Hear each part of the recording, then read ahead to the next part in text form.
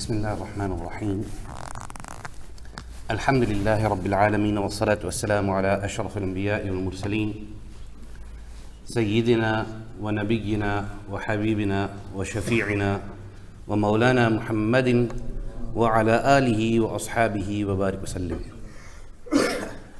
Respected elders, brothers, sisters, and beloved young ones, Assalamu alaikum wa rahmatullahi wa barakatuh. First of all, we thank Allah subhanahu wa ta'ala for the greatest gift which Allah subhanahu wa ta'ala has given to humanity, which is the gift of Iman, the gift of the kalima La ilaha illallah Muhammadur Rasulullah sallallahu alayhi wa sallam. Secondly, we thank Allah subhanahu wa ta'ala for once again having given us the opportunity of coming together in the house of Allah on this glorious and auspicious and beautiful occasion of Jumu'ah. Jama'at Muslimin, alhamdulillah, it's been a few months where I've come back to this masjid repeatedly, alhamdulillah, so we're getting to know the community.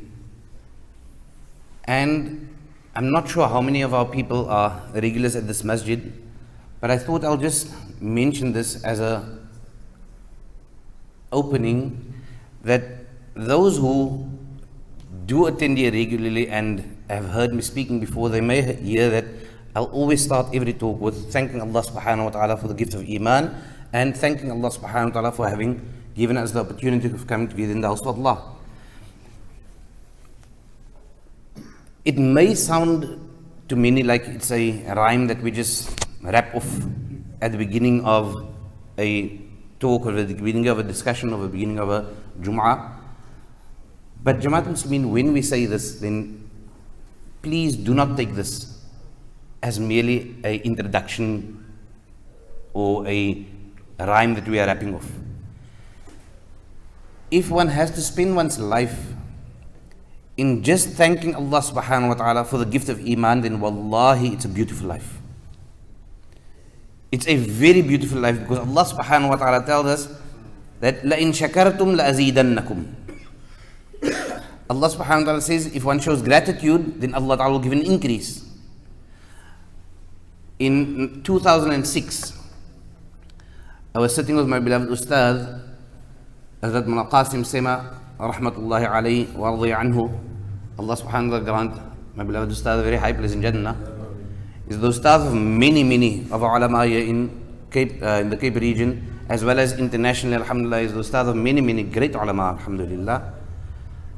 But I was sitting with my beloved Ustad and we had a discussion, and the discussion was about the ni'mah of Allah, how Allah Ta'ala favors us and how we don't recognize the favors of Allah subhanahu wa ta'ala, because there are so many. وَإِن تَعُدُّوا نِعْمَةَ اللَّهِ لَا تُحْصُوهَا.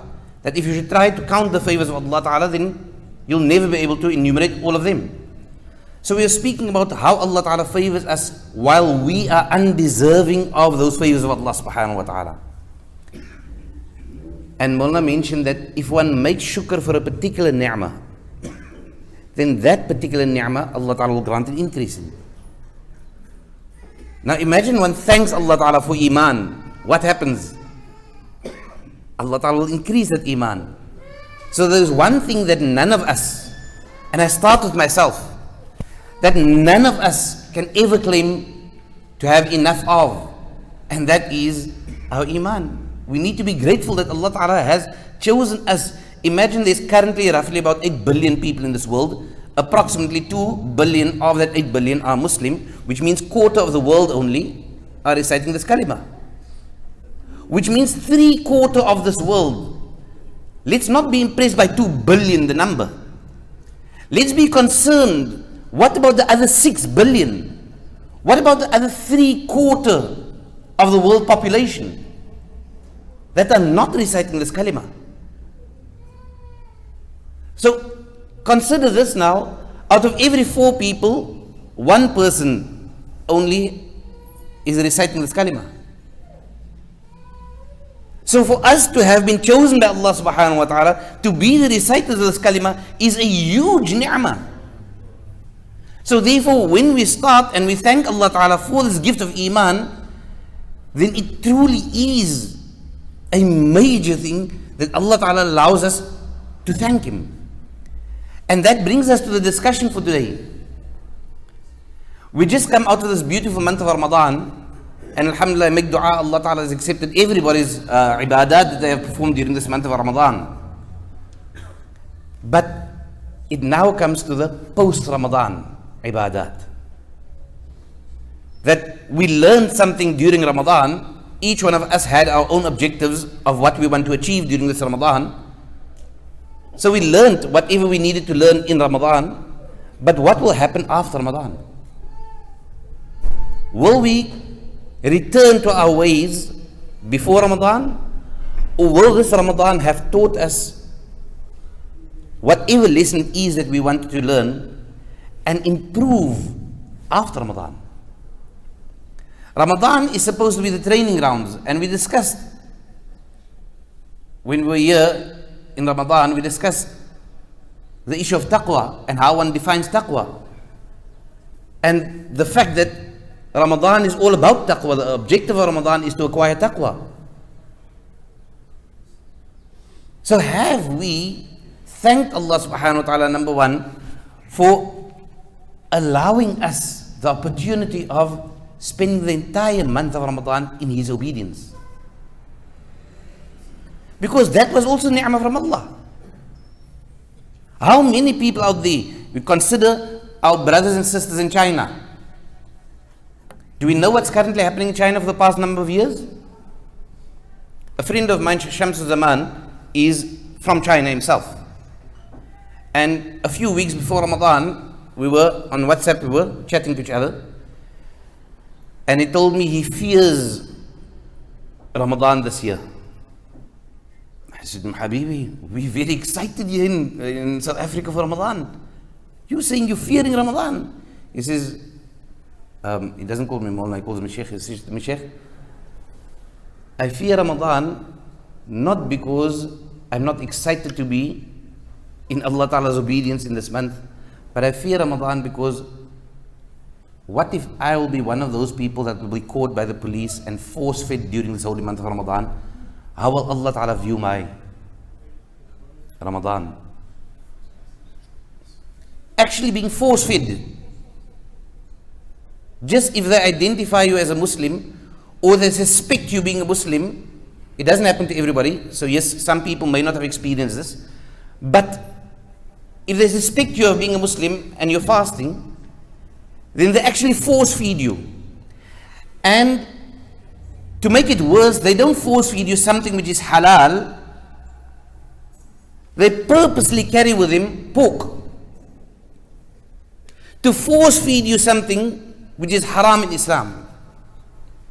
This is the reality of what's happening to our brothers and sisters in China, as an example. So for us to have spent this whole month of Ramadan with the comfort and the luxury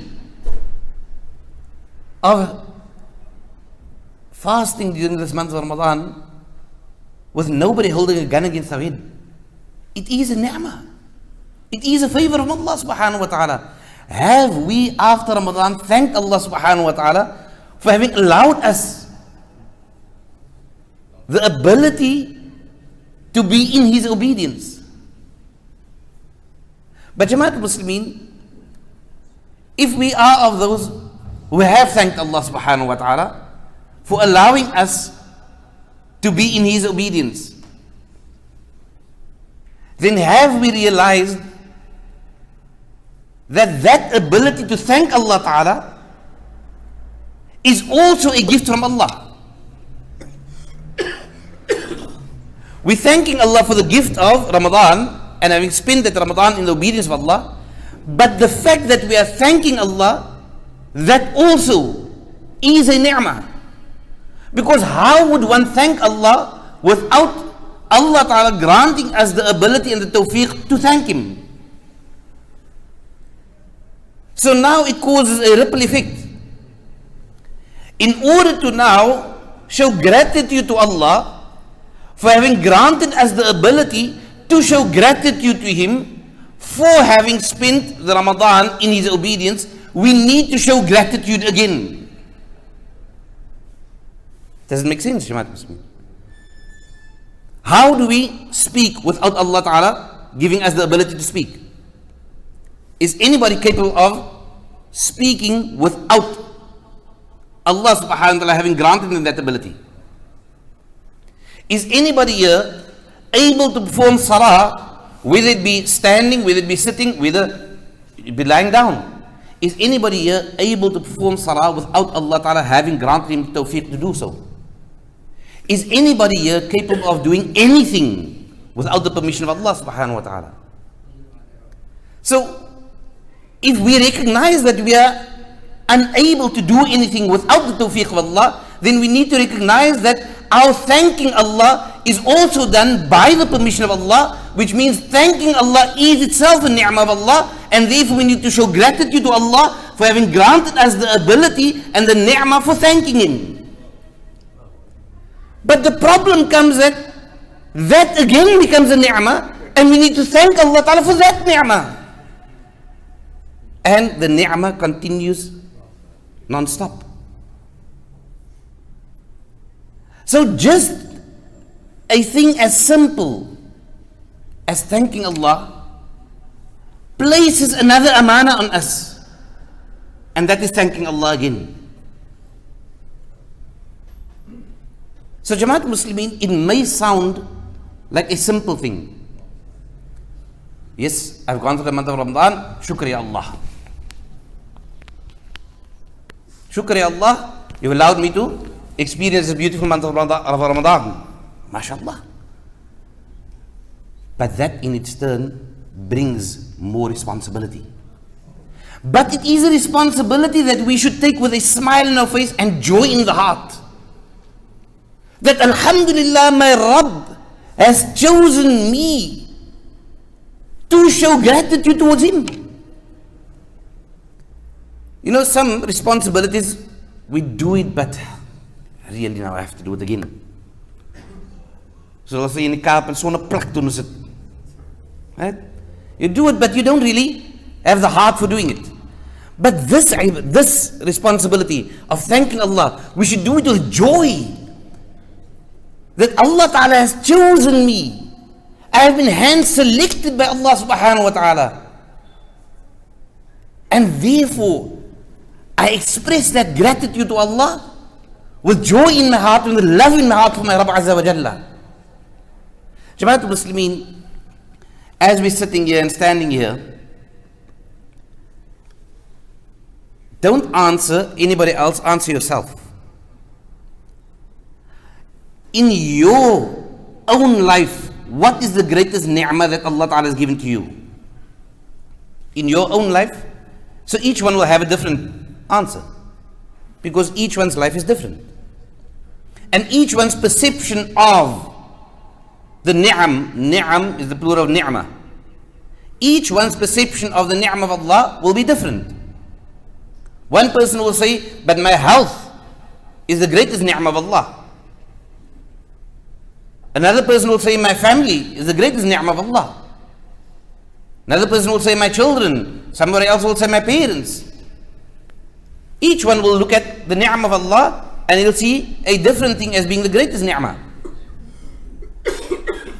But once you've identified that great ni'mah of Allah, then ask yourself the question, how often have I thanked Allah Ta'ala for that ni'mah? Consider, and I'm going to say in inverted commas, consider the small ni'mah of parents. I'm saying small ni'mah of parents because the era in which we are living today, it's actually quite disgusting what's happening. How parents are being treated. I was recently actually asked to get involved in the project of building a home for our elderly. And I felt disgusted. I felt absolutely disgusted as being asked to get involved in a project of this nature. Because as a Muslim community, we should feel it our privilege if our parents live with us. It shouldn't be that parents are put in an old age home. And eventually I agreed to get involved because there are those of our elders who may not have children who are alive any longer, or may not even have had children. So where do they go? So therefore, the need for an old age home is there. But Jamaat Muslimin, also a few years ago, I went to visit an old age home. A couple of friends of ours made up a delegation, and we used to take little gifts every 3 months. We used to take little gifts to the elderly. And we came, and I'm not going to mention where this was, we came to this old age home, and this couple was there, and this couple was the couple that I usually go visit. And this was our second or third visit, so I didn't know the couple too well yet. So I'm getting to know them. And I find out, but they have 3 children. They have 3 children. I'm not going to mention the area in which the children live because it might just give ideas in your mind. But what I will say is, all 3 of the children live in one of the wealthiest areas in Cape Town. All 3 of the children live in one of the wealthiest areas in Cape Town. When I went to go visit the children after this visit to the parents, I actually felt disgusted. Because the children are now adults themselves who have children who are at university. And the children themselves are driving fancy cars, and their children who are at university are driving fancy cars going to university as well. But the parents are in an old age home. Have we understood the ni'mah of a parent? Imagine Allah Ta'ala decided that parents should not have children. They should not become parents. Because that's in Allah Ta'ala's ability. That parents should not become parents. Then where would that children have been? They would not have been a thought of that children. But yet those same children, because they don't understand the value of parents, they don't understand Allah Ta'ala decided that couple should come together and they should become parents. And through Allah Ta'ala's decision, they were born.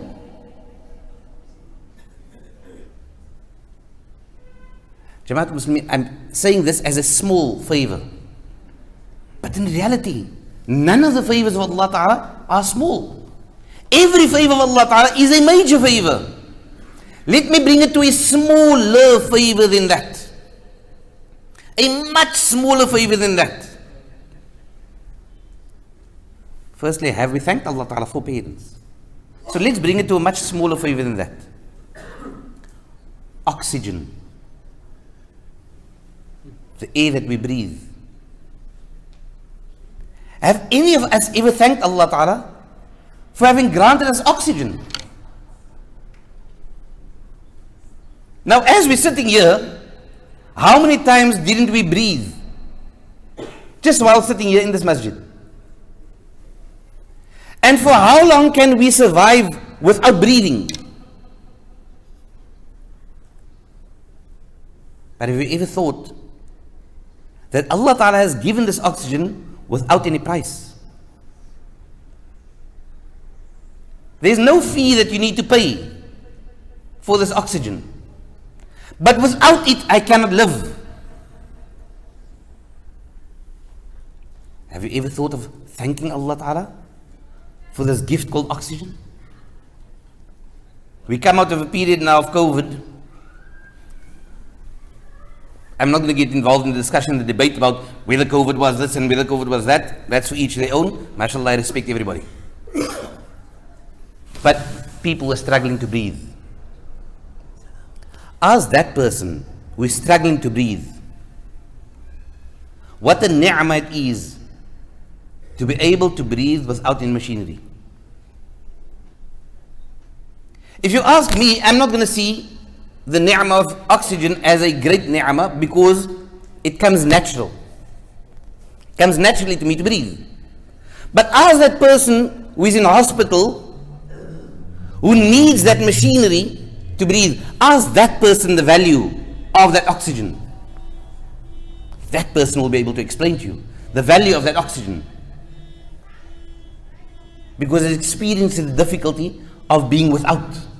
النعمة إذا فقدت عرفت. A favor is only appreciated once it's lost.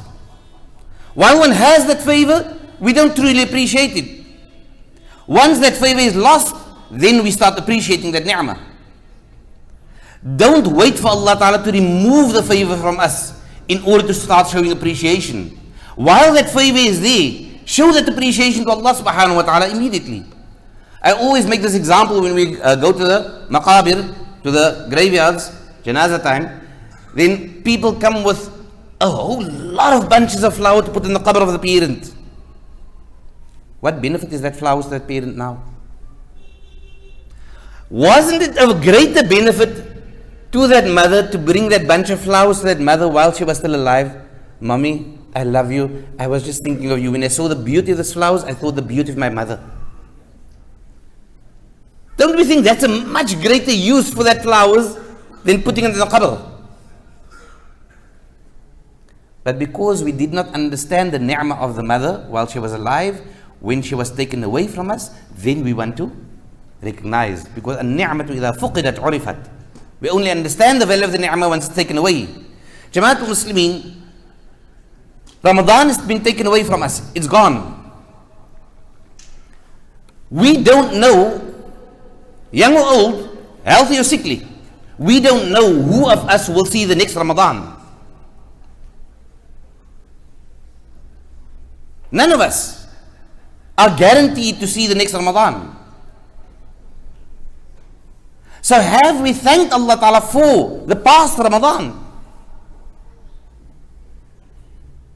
Have we shown gratitude to Allah for having given us an entire month where His favors upon us were multiplied? Where He's waiting for us to say, Inni atubu ilayk, that, oh my Rabb, I make tawbah unto you. And accepts our tawbah readily. Have we been appreciative of that ni'mah of Allah? Jama'at Muslimin, shukr is a very small thing. Very small in terms of how much time it takes from us to do so. But it's a major thing in the sight of Allah Subhanahu wa Ta'ala. I'll end of Jama'at Muslimin with a hadith of Rasulullah Sallallahu Alaihi Wasallam. Sayyidina Aisha Radhiallahu Anha, she sees Nabi Sallallahu Alaihi Wasallam standing up in ibadah whole night. Every night she sees Nabi Sallallahu Alaihi Wasallam standing up in ibadah whole night. And she asked Rasulullah, oh Nabi of Allah, why don't you rest? Take some rest. Don't spend all of your time crying in front of Allah. Allah knows your heart. Take some rest.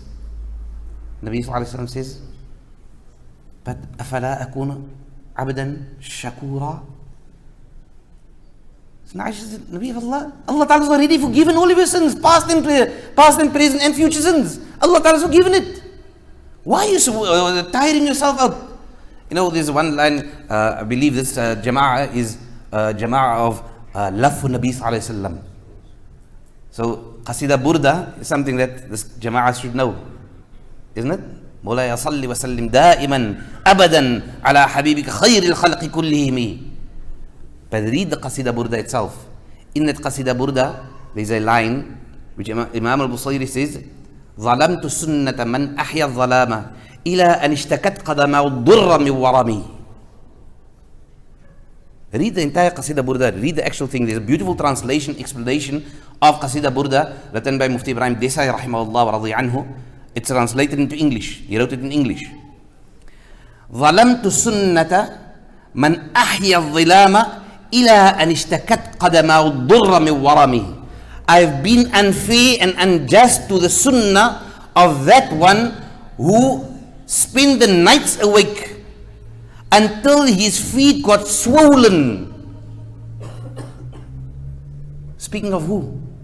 Speaking about beloved Master, Nabi Muhammad sallallahu alayhi wa sallam, I've been unjust to that sunnah of Nabi sallallahu alayhi wa sallam. So Sayyidina Aisha tells Nabi sallallahu alayhi wa sallam, oh Nabi of Allah, all of your sins have been forgiven. Why are you spending up the nights now? Your feet are swollen. Why are you spending the nights awake in all this ibadah? Nabi sallallahu alayhi wa sallam says, أَفَلَا أَكُونُ عَبْدًا شَكُورًا? Should I not be a slave of Allah who is grateful to Allah? So Jama'at Muslimin, my message to you today is a very simple message, and I start that message for myself. I came here thinking about this message when I was reminded about today's Jumu'ah. I thought about this message, and the message is simple. Appreciate what Allah Ta'ala has given to us. Show gratitude for Allah Ta'ala's favors upon us. And Allah Ta'ala says, لَإِن شَكَرْتُمْ لَأَزِيدَنَّكُمْ. If you show gratitude, He will give increase. May Allah Ta'ala allow us the ability to show gratitude towards Him, firstly for the gift of Iman, and secondly for every other gift. And in that way, may Allah Ta'ala allow us that our ni'mas which He has given to us, may that ni'mas increase and multiply and multiply. Wa akhiru da'wana and alhamdulillahi rabbil alameen.